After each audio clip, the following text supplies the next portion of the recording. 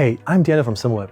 Today I'm going to show you how retail intelligence gives brands and retailers a clear, always current view of their market, powered by real traffic demand and shopper behavior. Here's the scenario. You're the e-commerce director at Garmin. Your CEO walks in and asks you, what's happening with Samsung's smartwatches sales across Amazon, Walmart, and Target? Are they losing share, and can we capture it? I need answers before tomorrow's product meeting. That used to mean hours of pulling reports and stitching together data from different retailers, each telling a slightly different story. Now, you can answer it in minutes using a single platform with product level data across hundreds of retailers. When I open the cross-retail IQ model inside Retail Intelligence, the first thing I do is set my category and time window. I'm going to use the last 13 weeks, a rolling 3-month view of the market. What makes this extremely powerful is that the data refreshes every week. So I'm always looking at the latest shopper behavior, not last quarter's data, and I can analyze trends going back up to 3 years in time.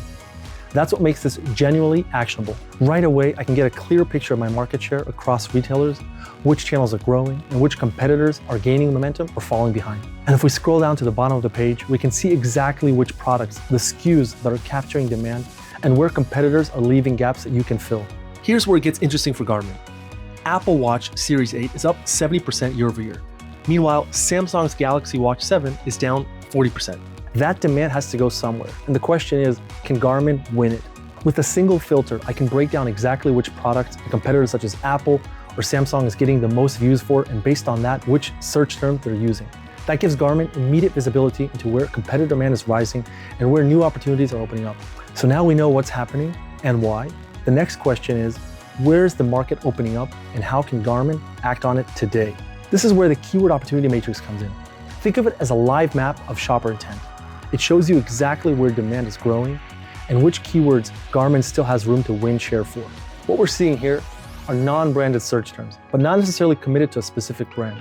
And that's where competitor weaknesses become opportunities. Here I'm seeing the entire market in one snapshot, in real time. For example, smartwatch is a declining giant keyword. In other words, its year-over-year click change is negative. And I can also flip this to a competitor view, looking at Garmin's top competitors and their top 10 keywords colored by year-over-year change, and see exactly which terms they're still winning on versus which ones are slipping. And that tells Garmin exactly where to double down on retail media spend, reprioritize its keywords, or optimize PDPs based on real shopper traffic, not just guesswork. And this same competitive intelligence works just as powerfully from the retailer side. Take Boots, for example, a leading health and beauty retailer in the UK. Their key challenge is the mirror image, understanding how their marketplace performs against their competitors and where they're gaining or losing ground. What we see here is that Boots holds at the moment 7.3% traffic share across all categories in the UK. The demand spotlight automatically surfaces their fastest growing category, giving e-com and category teams at Boots early signals on where to focus their investments and what's missing in their inventory. The share movement view shows an overview of categories in which Boots is gaining and losing ground from the past week. And they can also benchmark directly against their top rivals, both week over week or year over year, with insight into the brands that are growing the most. That's retail intelligence, a complete view of your market powered by real consumer behavior refreshed on a weekly basis across over 650 retailers. Whether you're a brand trying to understand where you just lost share or a retailer deciding where you need to invest next, you can get the answers you need within minutes, not weeks.